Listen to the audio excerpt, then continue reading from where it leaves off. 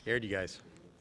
So I will now call back to order the regular meeting of the Lake Forest Community High School Board of Education meeting for November 6, 2017. May I have a roll call, please? Ms. Davis? Here. Dr. Elliott? Here. Mrs. Carling? Here. Mr. Markison? Here. Mr. Mormon? Here. Dr. Nemekis? Here. We have a quorum. Thank you. Very brief, I missed you guys last month. I wasn't here, so glad to be back. My kids say I repeat myself. Same stories, same life lessons, same bad jokes. But I feel it's important to remind myself and the full board, all of us, why we're here. I can tell you, as one of only 7 people doing this, it's very easy to get caught up in our tasks and lose sight of our role. We're here to create, maintain a world-class high school. The people that came before us purposely chose that term. They didn't say above average or better than most, world-class. That's an ultra-high standard that we set on purpose. And Mike reminded me of this at the perfect time in one of our many, many meetings this week. You, Mike, so take credit. We don't perform a service. We're educating kids. Let that sink in. Because sometimes it's easy to get caught up in curriculum and policy and systems and contracts and budgets and tax levies, because those are all very important parts of educating kids. But we're developing courageous, passionate, and insightful young adults to make a difference in their world.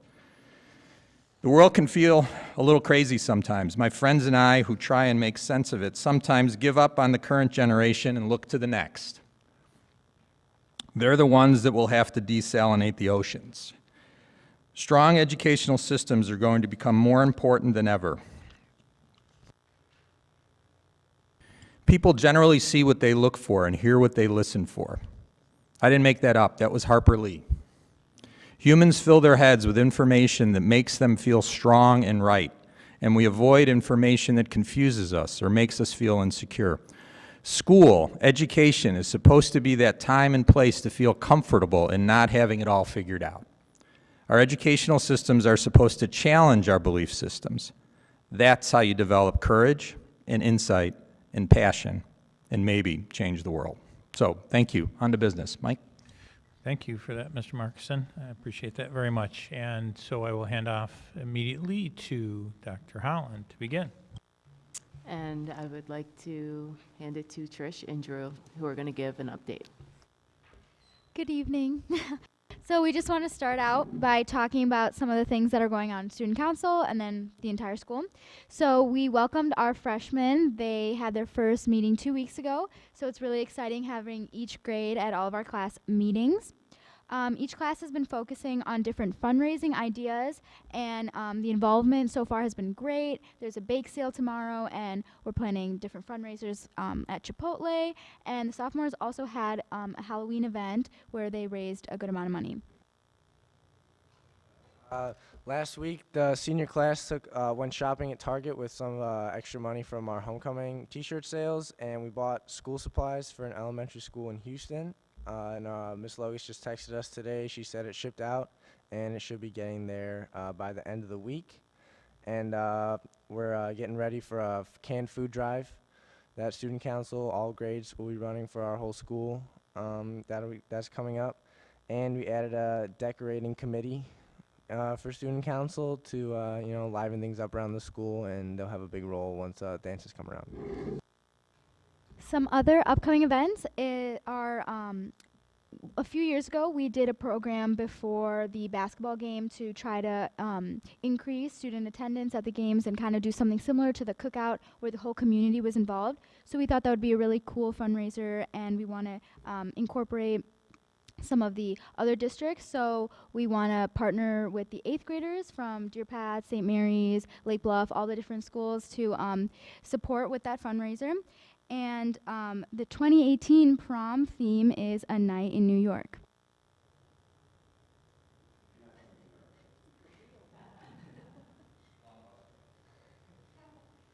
And then in other school news, seniors just finished up their first round of college applications. They're applying early anywhere. That was November 1st, so most people got at least one or a few done there. Forest Scout put out its first print magazine for this year, just this week. And there's going to be a Veterans Day program on Friday. And winter sports are starting this week. Just came from basketball. Girls started last week. And yeah, gyms are indoor sports are coming around.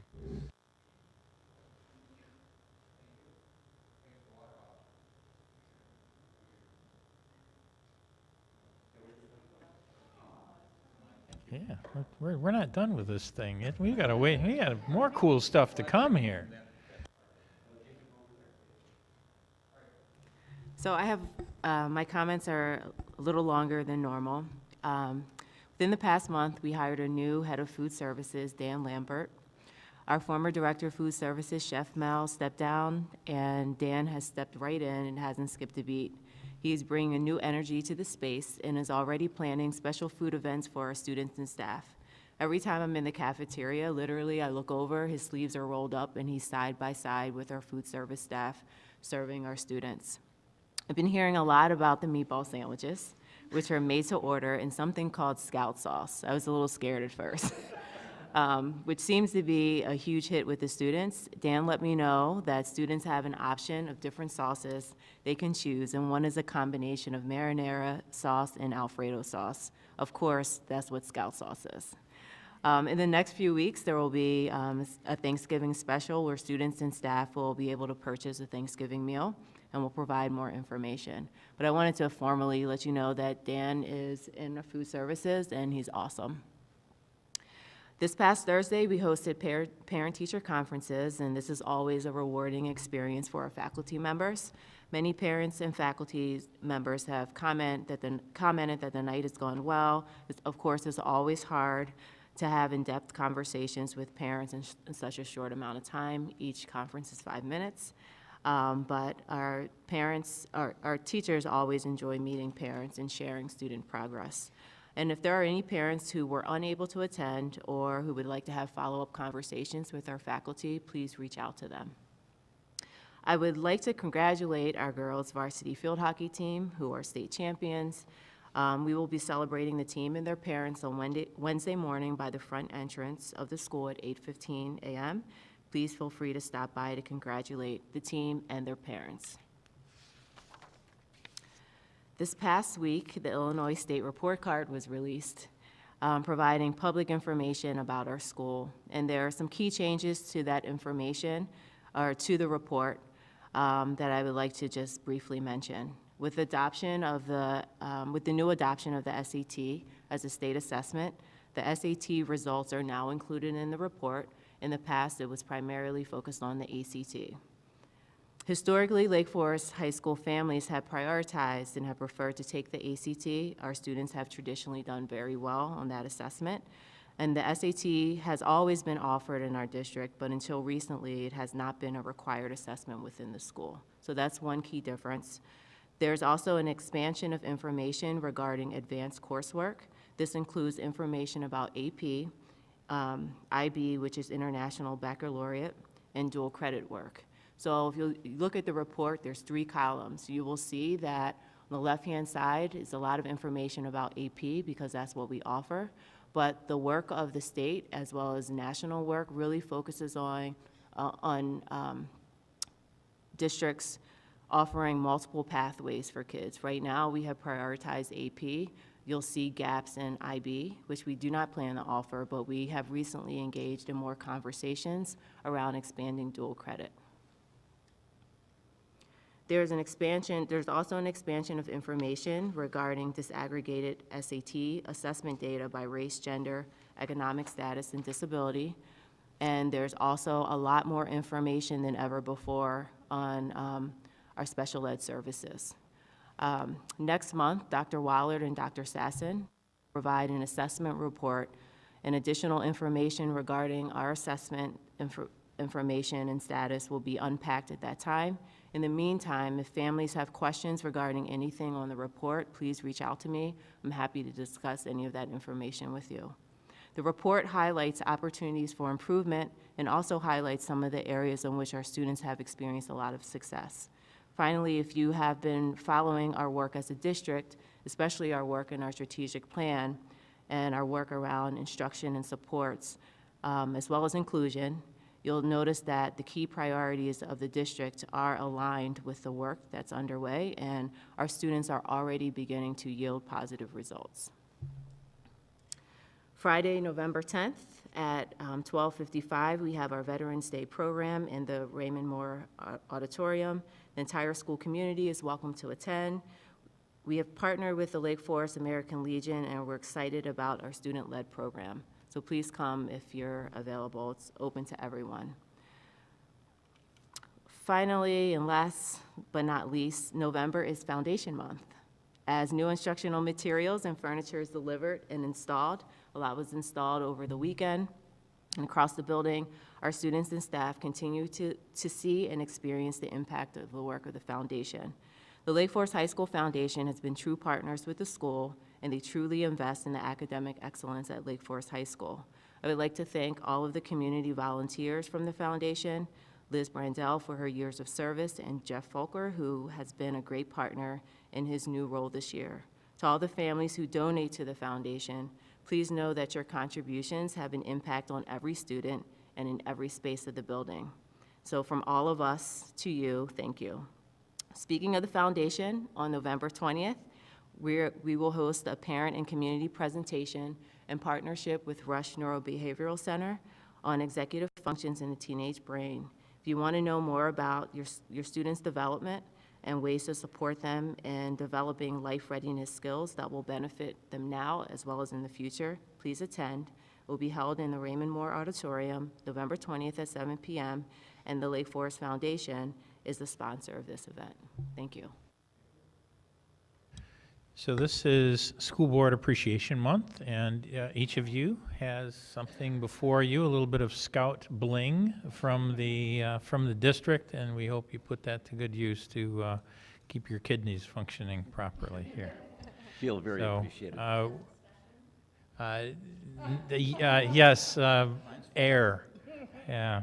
One of my former board presidents used to say that the school board is the purest form of the American democracy. It deals with the two things that people care about the most, their money and their kids.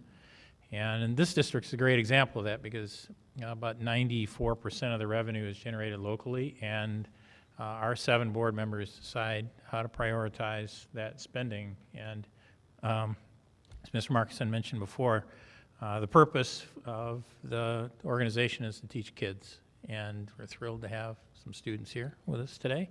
We'll hear from them in just a little bit, but also how to disperse the district's dollars in the most prudent way. So it's a really, really important responsibility. So thanks to each of you for your community service. I'm always impressed, Trish and Drew, at each time you guys talk about fundraising in the district and how that from the students and how that is an embodiment of the districts and the communities that we live in, of the values, community values. I think, why do the kids do this? Well, it's kind of simple reason why the kids do it, because their parents do it, and this is what you do. And that's just kind of how things work, and that's I'm impressed every single time. So moving on to other items in the superintendent's report. Jen, are you going to give an update on the district's finances in your discussion of the tentative levy, or should I ask you to do that now? Now? Okay. Okay, happy to do so. So you can see in your packet, if you look at the monthly financials, we're continuing to have a very successful year at the high school with increased revenue arriving from the state, both on making up some of their back payments, but also consistently coming forth with their general state aid as promised. So we look forward to receiving that in a very continual, timely fashion. On the expenditure side, we've not done our deep dive on that, as we will be doing later in December and January, though by all indications we have so far, looking for a positive year on that as well. I see things trending pretty close to actuals, and perhaps we'll even pick up into some areas. So we'll talk about that a little bit more in December and January when we do year-end projections. Okay, thank you for that.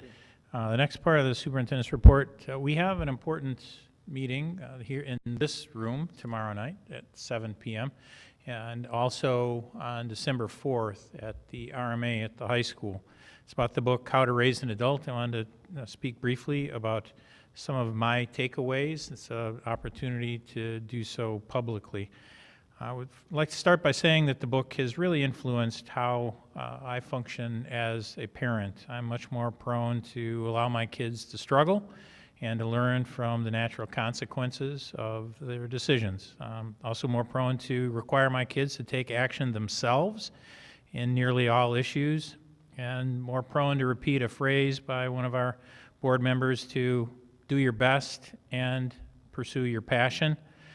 And also reminded of another one of our staff members who used to say in freshman orientation with parents, you've heard of Power School, stay away from it. From the book, a couple of the key takeaways. One quote, there are two things that children should get from their parents, roots and wings. And as I read the book, several things jumped out at me. One of those was the shifts in parenting, that there was a shift of a greater awareness of abductions and the rise of the media. Another one was the rise that most of us experience in some way of the self-esteem movement. Another one was the play date. Play dates didn't always exist. They're something that came up in the not too distant past.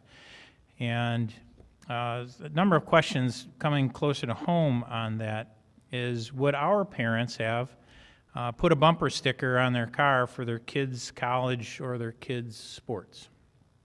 Or would our parents have driven us all over the Midwest and the nation for travel sports? Would they have talked about our college choices in first person plural? We've applied to Michigan, or we've applied to, and we're waiting for. And finally, would our parents have allowed us to be friends with Eddie Haskell? This is going to date everybody. The wheels are turning. Eddie Haskell was the stinker of a kid in a TV series from the 50s, Leave It to Beaver.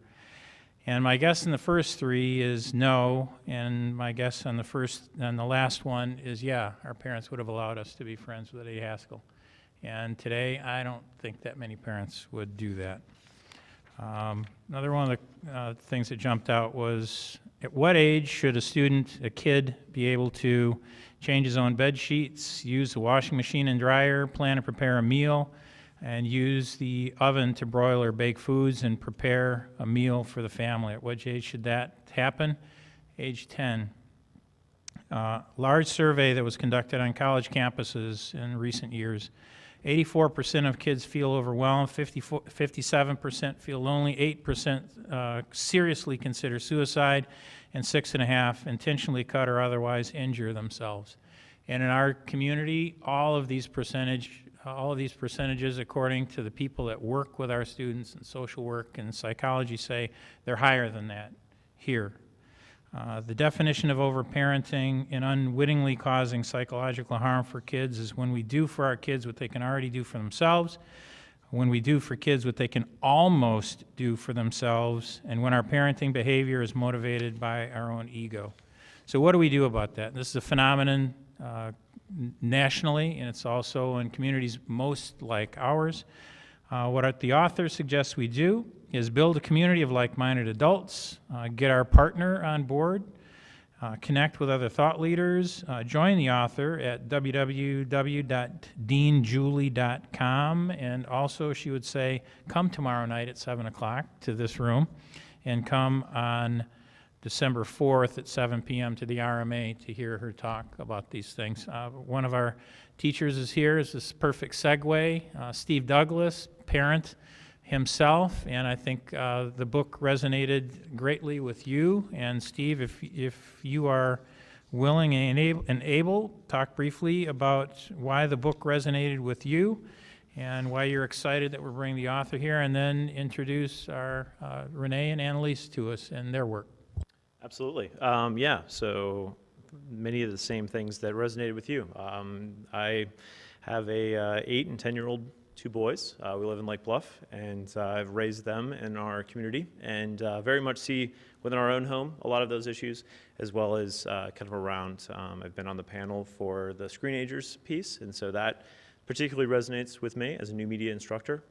Very much kind of brings it close to home about what do we do with our devices and how much does that impact not only attention, but also just processing, as well as kind of how that opens their world into worlds that otherwise previous generations never had to deal with. And so I've kind of looked at it from my kind of media literacy lens and was really kind of taken back, as well as kind of re-energized about how important this is, to be able to communicate that. In fact, we had a great media literacy conversation around one particular YouTuber, and I was educated by my own students about that.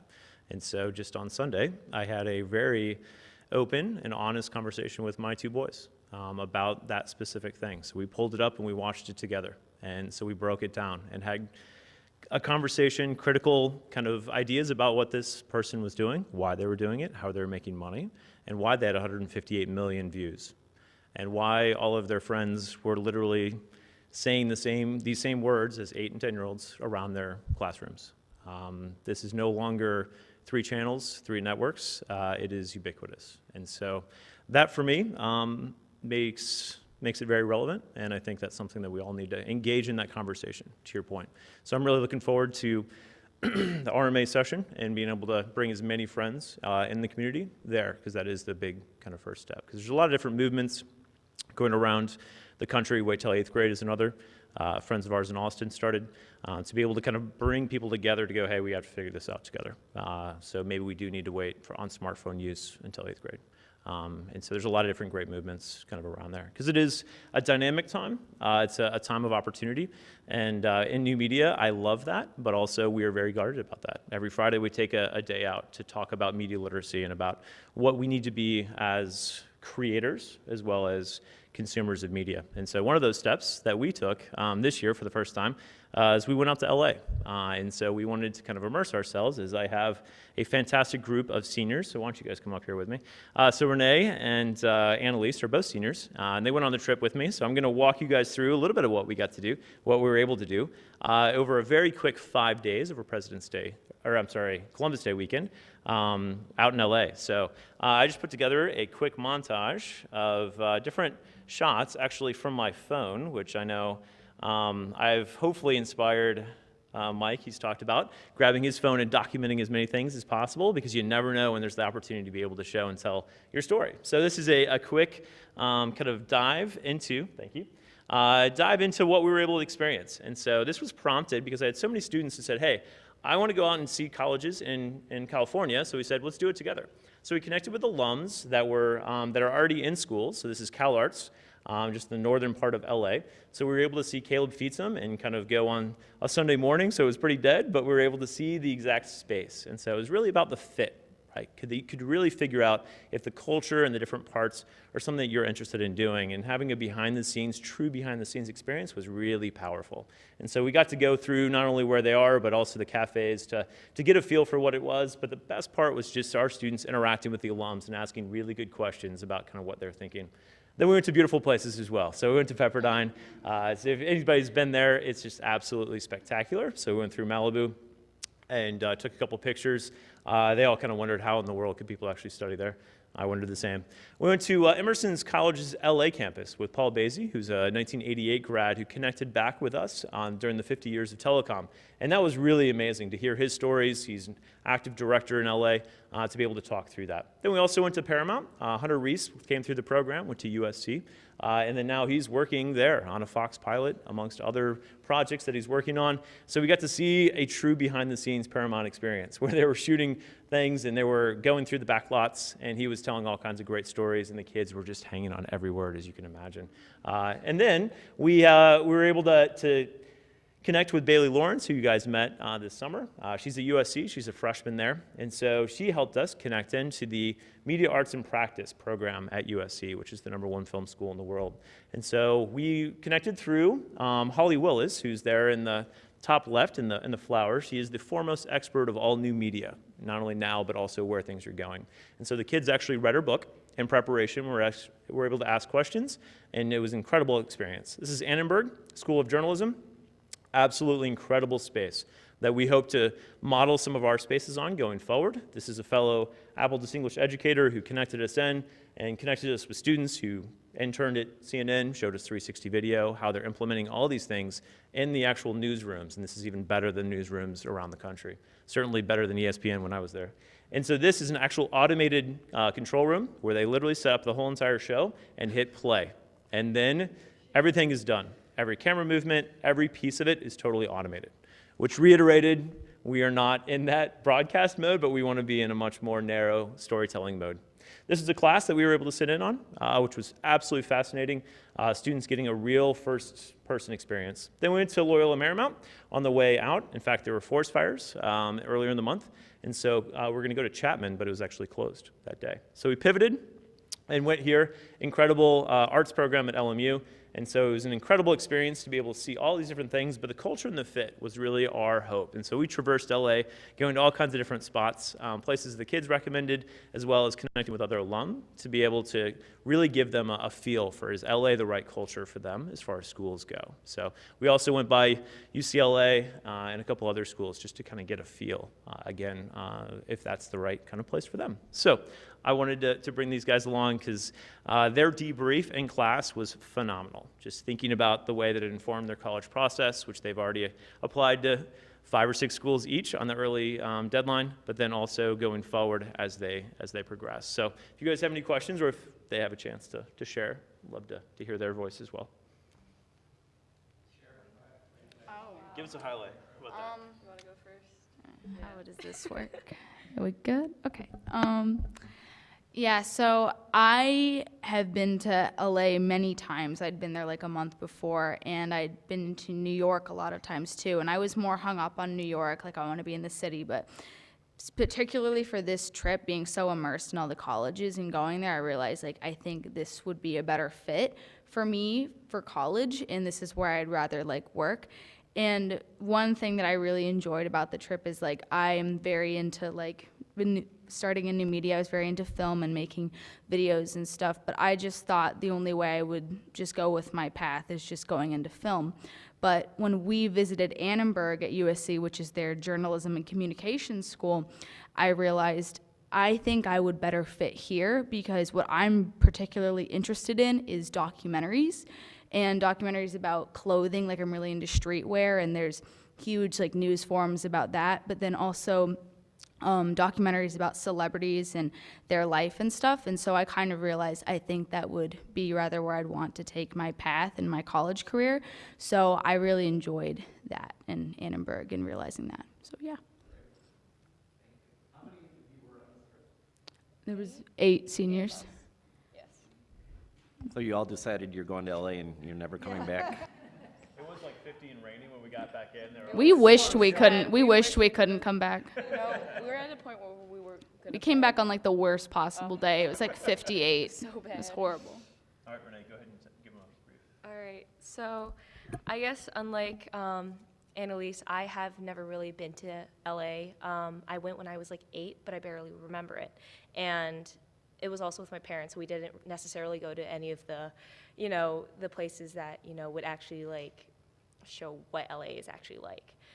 So going there, actually during the summer, I went to a summer intensive program in New York. So I spent a month down there just kind of getting a feel for how like New York life would actually be as a college student. And although I had a lot of fun there and I made like amazing experiences down there, I never felt like it was right for me. And, when college season was coming up, you just see like these top film schools like USC and Chapman and NYU. And you don't necessarily know how the place would actually fit with you. So actually going down there and actually seeing what the areas are like, not only inside of the schools, but also outside, like where the area, like what the area is like, it really gave me a sense of like, I want to be here. And especially coming back at such a crucial time in your college applications, it gave me a lot to talk about within my college applications. And also, before this, I wanted to go into a field of fine arts. It was actually during my junior year where I actually thought, I joined New Media and I absolutely fell in love. I fell in love with the storytelling of it. I fell in love with everything about like how creative you can be in the class. so actually going to like USC especially and seeing the Media Arts and Practice program and just having lunch and sitting down with Dr. Holly Willis and actually, learning about what their beliefs are, what they want to do with the future of media, learning about AR, learning about VR, learning about all of this stuff just kind of clicked with me, like kind of just made me realize this is what I want to do with my life. And it kind of just secured that that feeling of insureness inside of me. So, yeah. Hopefully. We hope. We hope. We got one more application. How long was this trip? It's 5 days. Wow. And how many schools did you visit? 6, technically. Oh, yeah. Better than great. Yeah. It was warm. It was very warm, actually. Mhm. But, yeah. It was very nice. The weather couldn't be better. Yeah. Mr. Douglas, kudos to you for not only taking 18 kids on a 6-day trip, but really, I mean, what a fabulous thing to do to show them those schools in a very personal way, connecting with the alums and behind the scenes. And I mean, it's amazing impact you've had on your kids. Will you be doing it again? Yeah, thank you so much. Truly, the alum connection made it real. Because as we all know, schools spend millions to billions of dollars on marketing. And so we wanted to cut through that. And so having them give that real experience and bring them into their dorm room and actually see what it looks like, as well as going to class, all those things, really makes it real, which is awesome. Yeah, so I talked to Darren Bart, my instructional director in Fine and Applied Arts, and we talked about next steps and kind of maybe next year going to New York and connecting out with graphic design and potentially CAD and engineering and other electives to be able to kind of widen this opportunity because it is so incredible to be able to take that, but we do want to keep it small. I talked to some colleagues at Glenbrook North, and they said, this is one of our biggest initiatives now, is giving kids these kind of real-life experiences, but they're going to take 30 kids, and I'm like, I don't even know how you do that. So we want to figure out a way to be able to maintain the opportunity for as many students as possible, so keeping the financial cost down. That's why I didn't go through a tour group, so we could keep everything very lean, but then also giving varied opportunities, so even sophomores could take a trip to New York and then trip to LA before they actually go through the college application process. Because actually when we met with Holly Willis afterwards, Bailey, Lawrence's dad, met with her and she goes, I was so impressed that the kids had read my book and they literally came and asked questions that I was talking about in my book and only in my book. And so they left a tremendous impression with the USC staff, so yeah. I love this idea of connecting with the alums and not, I wonder if our college counselors could broaden that so it doesn't even have to be a formal school trip because, when you take your kid on these tours, they're so canned and every school looks just like another. But if our high school had a network of current students that we could hook our prospective students up with, that would be an amazing service, I think. So. I know a lot of teachers individually Skype and connect in, and oftentimes during holiday, they'll come back, and then we'll take a Friday on a holiday to bring back multiple different students to be able to share their experiences. And I'll tell you what, the kids are just leaning in on every word. Truly was. In fact, Strawn Dixon, who we missed out in LA, came back the week later, and he just held court and talked about his experiences, as well as now professionally as a senior, and that process through, absolutely incredible. Yeah. Thank you. I just want to add one thing. I want to thank Steve for being a visionary. He pushes us in so many ways. He's so tapped in and connected to the students that when he brought this proposal up, it was time sensitive, like things needed to be figured out, and we could have easily started with no. Knowing his heartbeat for kids and the vision for the program and what would benefit students and where we're heading, the answer was yes, and we'll figure it out together. And so I want to thank you for pushing us and for always being student-centered and really thinking about who the kids are and the creating experiences that it opens up doors for them and you connect them, but you're really focused on their overall well-being, not just picking a school, not just going to number one or getting stuck in the moment, but you really care about their lives long-term. So thank you for that. Thank you for saying yes. And thank you guys for supporting this, truly. There's a lot of places that don't, so thank you very much. All right. Come back for the Christmas tree lighting, though. That's really a lot of fun. You'll miss Market Square when you're gone. Is that it, Mike? No, you're done? That ends the superintendent's report. Okay. Public participation. Are there any members of the public who would like to address the board? None? Okay. Reports. There are no reports this month. We do have some committee reports. Lise, want to report on the Education Committee? Yeah, we had a meeting on Halloween, and Dr. Holland did much of the presentation in her fabulous cat makeup, so that was a lot of fun. Before I report on the meeting, I do want to be sure to mention that one of our community members of the committee, Jeff Gianelli, has to step down due to work requirements, and so we will be posting an opening for another community member on the Education Committee. The meeting on the 31st was very informative. Dr. Holland, along with Dr. Wallert, presented on some plans, development of ideas to expand the dual credit course offerings. And it's a shame Mr. Douglas just stepped out because we currently have one dual credit. So dual credit means a course in which you get both high school and college credit at the same time, and requires partnership with a college. So Mr. Douglas has been giving a dual credit course in new media for many years. I'm not sure exactly how many, and he partners with CLC. And as we learned, the way these dual credit courses work is that the college has to, the same department of the college has to approve the syllabus as well as the final examination for the course. So you really genuinely are taking a college course, and it should be transferable credit. And so the focus of the discussion was kind of comparing and contrasting our numerous AP offerings with this sort of different model for college readiness and in the dual credit system. So the administration is looking at expanding the dual credit, and we also heard about what other high schools in the area are doing. So this has been going on at Waukegan for some time, where the offerings tend to be more vocational type courses. Other schools are expanding dual credit into the really most challenging academic courses like multivariable calculus and so on. At Lake Forest High School, it seems that this process is going to grow kind of organically in the different departments depending on sort of existing needs. So for example, we heard about the possibility of expanding into an accounting course, which there's not an AP option, so it'd be a beautiful chance for students to get college credit. So I'm sure we'll hear much more about it. It's not going to begin next fall, but fall of 2019, right? Is that right?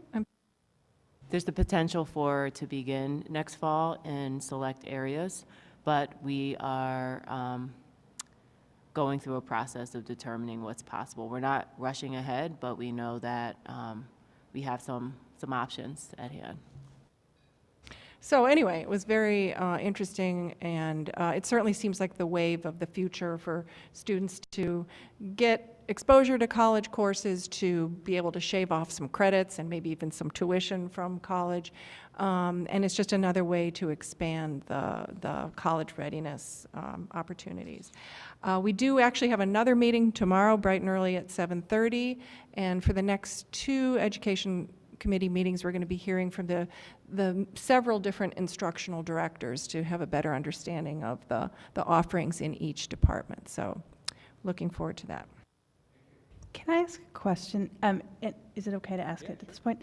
It actually relates back to Dr. Holland's comment. I know that we don't do International Baccalaureate. I don't really know what it is, and I wondered if you can you symbolize that for me, just so I understand the distinction? Similar to AP, it's an academic program. It's framed around a lot of different content areas. What's the best way to? It's another post-secondary opportunity for kids, but it's a framed program that Districts tend to go AP, IB, or dual credit, or sometimes they offer multiple pathways, but it really is framed on trajectories and a pathway for kids in a focused area. Yeah, Did I do that justice, Mike? I'll throw a couple things out. My last district was an IB school, one of the building that my kids went to, and so the history of IB is that it grew out of international schools. So one of the problems that people that traveled internationally had was if you went from Bangkok to Singapore, you wound up with a completely different syllabus, curriculum, everything. And so IB grew out of the international community saying we would like to have the gold standard, if you will. And that IB learner profile typifies what they believe to be the most desirable aspects of a learner. And so it's curious, it's openness, it's world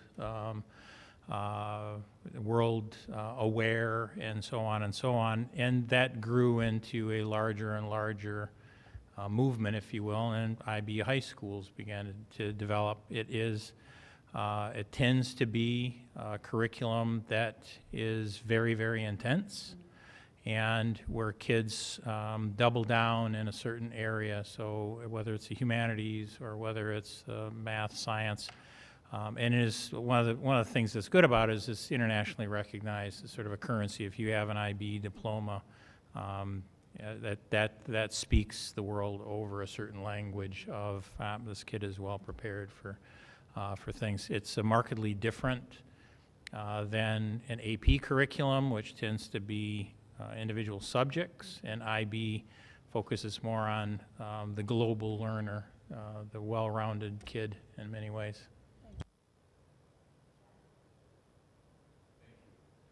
Thanks. Diana, is there anything to report on the policy committee? No, we haven't met You since haven't the met? last report. Okay. I know Dave had to take off. The Finance and Ops Committee met this morning, and Jen presented us with a very deep dive of our 5-year forecast, which was very, very helpful, very informative, very instructional, and also talked about the tentative levy and how that fits in. That was the primary focus of our 2-hour, actually 1 hour and 57 minutes. We finished 3 minutes early for the first time ever. Actually, if you don't mind, I took some notes on it. Oh, you did? Cool. And so I'd like to bring those up, and John, feel quick to jump in if I go off the rails. You too. Sally, you too. But basically, we met this morning to review the tentative levy, and we wanted to do it as pretty much required before tonight's meeting when the whole board could sign off on it. We chose the major assumptions going forward. CPI, which is one of our biggest, we selected 1.3% going forward for the next 4 years, and we'll revise this when the actual CPI for the next year is known. This is very conservative, but a majority of the board committee, or the committee, felt that this was a prudent course of action. And if it ends up with extra money on the table, the group also felt this was better to use the funds to pay down debt before we request anything less than the maximum levy. And the levy as it stands is the lesser of 5% or CPI. So we can ask for the moon, but we'll only get one of the first two options. The other major assumption was the level of new construction we can anticipate in the new year. Good news is the local economy is rebounding, and new construction is on the upswing. You can see this construction cranes in downtown Lake Forest, and but this doesn't count the TIF district on Laurel because it is a TIF district, so it's going to have less impact. But we did settle on $21 million, which I think is really conservative because just the new project at Ridge and 60 will probably bring in $21 million on its own. So Lake Forest and Lake Bluff is starting to rise like the fabled Phoenix. And that was basically the gist of it. And with that, we have talked about, the levy, and I think now it's getting close to time to vote. Yeah, Jen will go through a little more detail on the tentative levy when it's that time. Okay, liaison reports. Sally, anything to report from EdRed? Very quickly, we're the Illinois State welcome, Troop 46. Thank you guys for coming. They're here working on their citizenship and the community merit badge, where they need to attend a meeting of an elected body, and there will be a test on this afterwards. There won't really. Very quickly, the Illinois State Legislature is currently in its veto session, where they take on anything that they might want to override that the governor vetoed, or they can deal with unfinished business.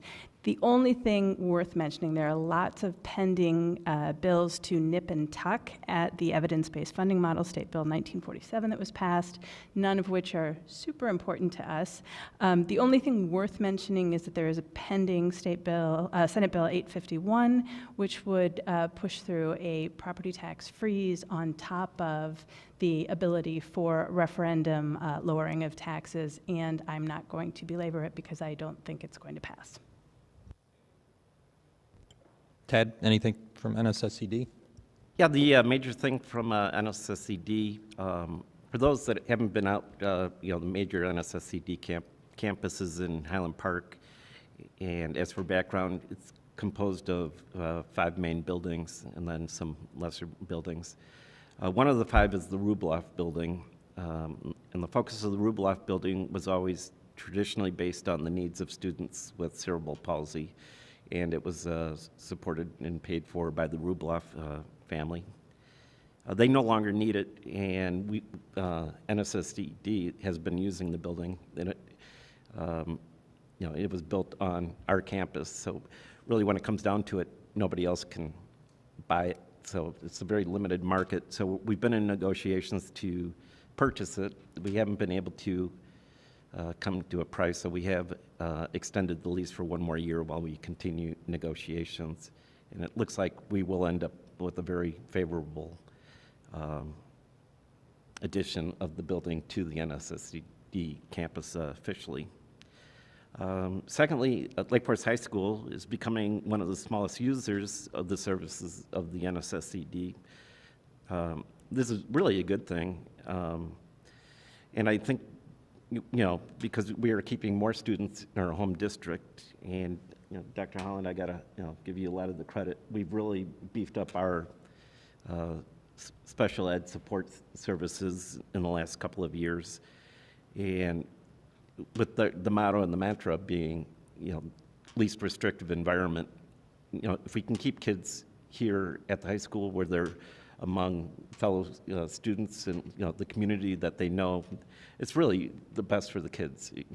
And so I think we're on a really good trajectory. But there are still there still is a need for us to have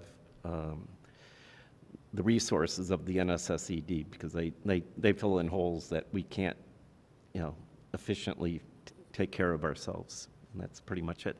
Next meeting is Wednesday, 7 o'clock. You're all invited. Yeah, if I could piggyback on to Ted's comments about NSSCD, they're in the midst of mission, vision, and goal-setting process. They have superintendent is in his 2nd year, and they've come back. They had 138 people participate. Ted and I drove over together to that, and the mission and vision that they have crafted in the draft statement focuses on NSSED working for all students, not just students that are special ed students, and providing resources and enhancing capacity for districts to work with students in gifted programs and English language learner programs, and to provide professional development and differentiation, and how to enhance capacity, and how to bring students back to their home districts to a greater extent, while also providing the best programs they possibly can. They really are world beater programs in NSSED, but I was thrilled to see the draft come back, and it came back from the 138 people talking about, look, we really want to see NSSED expand beyond the simple service of providing exemplary special ed programs, but to serve the entire spectrum of the student population. So next up is our action items. First up is the approval of the tentative levy. Jen, do you want to do this first? Do a presentation first, and then we'll call for a motion. Okay, sure. So this is a first part of a multi-part process. This is the approval of a tentative levy. If you can consider levy the equivalent of an ask, so it is asking for an increase in our taxes, at which point the board will come back in December and make a final levy or a final ask. But ultimately, our taxes are limited by legislation. We are governed by what's called the Property Tax Extension Limitation Law, or PTEL, which says that we will be limited from existing property to either 5% or the CPIU, whichever is the lessor. So we know the CPI that is attributable to this year is 2.1%. So therefore, from existing property, our max that we can increase our taxes is 2.1%. That will be the first component. In addition, we do also receive new tax money on any new construction, to which is what Mr. Mormon was talking about earlier. We do not have final numbers from the county yet, but right now we're estimated at $20.1 million in new construction, which will yield us about just under $250,000 from that piece. So we get two components, the max 2.1% on existing property. It's important to keep in mind it's 2.1% in aggregate. It doesn't mean that every single tax bill will go up 2.1%. It will be based on the value of your home and how your home does relative to the home surrounding you. So you could have a house that will go up 10%. You may have a house that will go down. But as a district, we will only capture 2.1% in aggregate across all of the existing taxing bodies. The system is a little convoluted in that we actually have to complete our levy request in tentative form and final form before the actual numbers are known by the county. So even though the final EAVs or the assessed values of the property within the community is not yet set by the county, nor do we have the final new construction numbers, our votes have to come first. So what I do ask the board to do is approve a levy that is slightly greater than what I actually project that it's going to be, just in case those final numbers from the county come in higher on new construction. So although I would project that with new construction we would be at 2.55%, I'm asking that the board approve a levy of 2.83. Keep in mind that in the end, after the final numbers are known, the county will knock us down to the maximum number that we can do. Happy to take any questions. We did cover it in finance and ops briefly this morning as well. First, I'm going to ask for a motion and a second, and then we could ask any questions or make any comments. So may I have a motion to approve the tentative levy? I move that the Lake Forest Community High School District 115 Board of Education approve the tentative levy. Second? Second. Okay. Any questions for Jen? Now's your chance. Okay. Pardon? It was so early this morning. No, I think the important point is that I know it's not called a cap, but we're limited, 2.1, 2.5, 2.85%, and we have a lot of need. So our revenue piece, 85, 95% of our revenue is property taxes. We're limited as to what we could raise. So that's what we could ask for. Yeah, and I guess I would just, what Jen said, just keep in mind, she mentioned 2.83, but when it's all said and done, since the EAVs aren't out yet, it will end up being 2.1, but you want to ask well above because Right. you're going to get knocked down to that, and that's why there's a difference in the two numbers. Okay. Thank you for meeting with us this morning. So may I have a roll call vote, please? Dr. Nemekis? Aye. Dr. Elliott? Aye. Ms. Davis? Aye. Mrs. Kryling? Aye. Mr. Markison? Aye. Mr. Mormon? Aye. Motion carries. Did you do it? You did you? Oh, didn't hear you. Okay. Next, we have two second readings of two policies. Approval of Press Issue 95, second reading. May I have a motion to approve?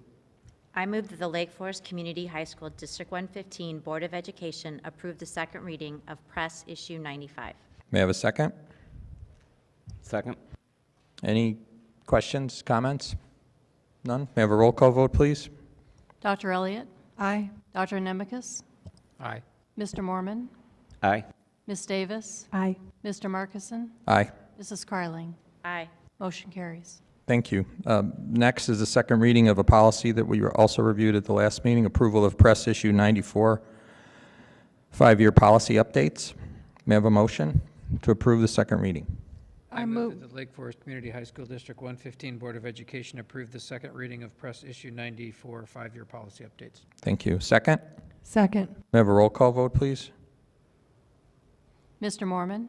Aye. Dr. Nemekis? Aye. Ms. Davis? Aye. Mr. Markison? Aye. Dr. Elliott? Aye. Mrs. Kryling? Aye. Motion carries. Thank you. Next up is the approval, excuse me, the approval of our Human Resources Report. May I have a motion to approve the Human Resources Report as presented? I move that the Lake Forest Community High School District 115 Board of Education approve the Human Resources Report as presented. A second? Second. Any questions? None? Thank you. May I have a roll call vote, please?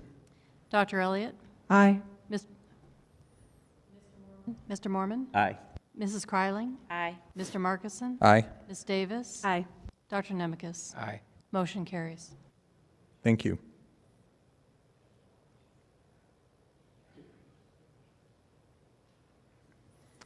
Next up are consent agenda items. A reminder, any item may be removed from the consent agenda at the request of a board member. May I have a motion to approve the consent agenda items, including approval of disbursements, payrolls, and financial statements for September 2017, minutes of a regular meeting dated October 10th, 2017, minutes of an executive session dated October 10th, 2017, minutes of a joint board workshop executive session dated October 16th, 2017, and disposal of audio recordings from November 9th and November 12th, 2015. Motion.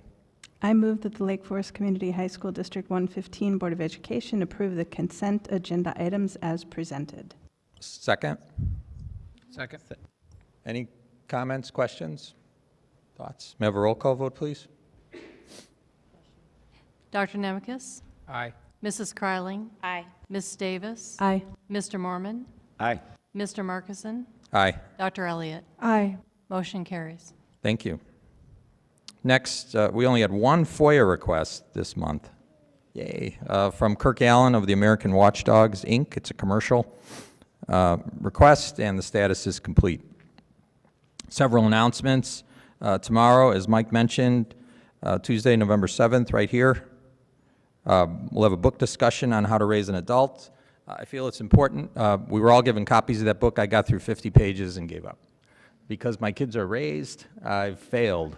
It's too late. I have a young adult and an adult, and constantly reading all the things that I could have done better was a little... I raised an adult. Successful is, yeah, it wasn't how to be a successful parent. That wasn't the book. Friday, November 10th, as Shayla mentioned, there's a Veterans Day program at 12:55 in the RMA. November 16th to the 18th is the Brothers Grimm Spectaculathon performance.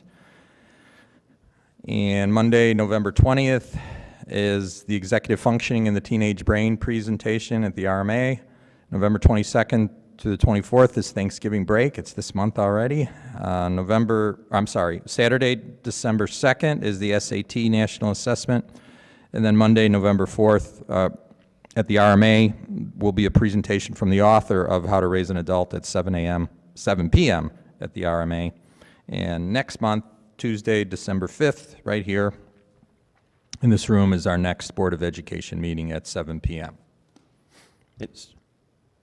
I'm sorry, just to add, Oh, I tag on with forgot. what you were saying. No, I forgot one thing already. I'm a member of the American Legion also, and I know the Legion was kind of disappointed last year at kind of the paltry performance. There were more Legionnaires there than anybody else, and I would just ask if anybody is available next Friday to join in. It's the high school students put a lot of effort into making it a spectacular program. In addition, and also, I didn't go to the last policy meeting. I dropped out at the last minute, and I want to thank Diana Kryling for taking over no notice. Appreciate it. Thanks. Yeah. Great segue. I also forgot, Diana has a liaison report from the boosters and NEPT. I'll be quick. Just some highlights. This is the things I get to report on. Sally's got really complicated stuff. I get to go to fun meetings and hear about how great our school is. On October 16th, I went to the boosters. Fall sports are wrapping up, as Drew pointed out, and he's currently trying out, and the winter sports are underway with tryouts. A couple of highlights from the fall season. As Dr. Holland mentioned, girls field hockey won state for the 13th time. Boys golf finished second at state, and Brett Chody of girls cross country finished 15th at state. A freshman, Kylie Rabjohns of the girls varsity tennis placed 5th at state, and our boys football team made it to the second round of the playoffs, where unfortunately they lost. So all in all, a great fall season. As a reminder, the Booster Bash, which is the Boosters fundraiser, is Saturday, March 10th at the Gorton Center. The Live from Lake Forest is Saturday night is the theme, so mark your calendars. I also go to the foundation meetings, and that was October 18th. They wanted everyone to know this is Foundation Month, which is why I thought this was from them as well. But their spring luncheon will be held April 18th at Exmoor Country Club. The Business Incubator, which is one of our really cool programs at the high school that is slightly funded, sort of funded by them, is running 3 different classes this year with 11 different teams, which is really exciting. It's huge growth. They did have a mailing sent out to people to donate for the foundation, and they have a calendar on their website where pretty much every other day or something is a different place you can go, buy food, go shopping, and then the money goes to the foundation. In case anybody hasn't eaten, tonight is Donati's, and we would love for you to go and partake of some Donati's. They have a really cool thing with J. Lovell's. They have apple, pumpkin, blueberry, or cherry pie. In case you don't want to make your own, you can order through the foundation, and the money goes back to the foundation, or if you really are a great baker, you can order one for a military family, and they will deliver it to them. They're $25, I believe. And then lastly, I went to the APT meeting, which was November 1st. For all of us, there is a directory online and a hard copy that's been mailed out. They had open doors on Thursday and Friday while we were all meeting with teachers and conferencing about our wonderful kids, and it was very successful. They've had a chill out day, which kind of is E-Day and Wellness Day and all sorts of things wrapped into one. They had a DJ at a lunch, and next up is gentle yoga. Should be interesting. They also are in charge of the talent show, which is February 21st through the 24th. It has a Saturday Night Live theme, and they are hoping to make it more of a variety show and less of a battle of the bands this year. And New Media, which Steve Douglas was still here, is in charge of all their promotional videos. So for any students out there, be on the lookout for those. Excellent. I'm sorry, I have one last item that you reminded me, talking about teachers' conferences. I'm embarrassed to say I went to teachers' conferences. No, that's not the embarrassing part. I got lost on the 3rd floor. I think we got to do something about signage, especially on some of the loop-around hallways where it says room 383, go that way, when it's really, the room is right there, but so they have you go all the way around the block to get there. But I was thinking, high school, a senior class bought the front door. Might be time for a senior class to put up decent signage. That's all I got. I think it has to do more with security layouts and other, it's not just numbering, because it is complicated. But it makes it fun, especially to see parents going around there. Yeah, kids learn it quickly. It takes parents that have to do it once a year. Yeah, you get lost, and it's kind of fun to see people. So thank you. Okay, may I have a motion to adjourn the Lake Forest Community High School Board meeting? So moved. Second. All in favor? Aye. Aye. Meeting adjourned. Thank you.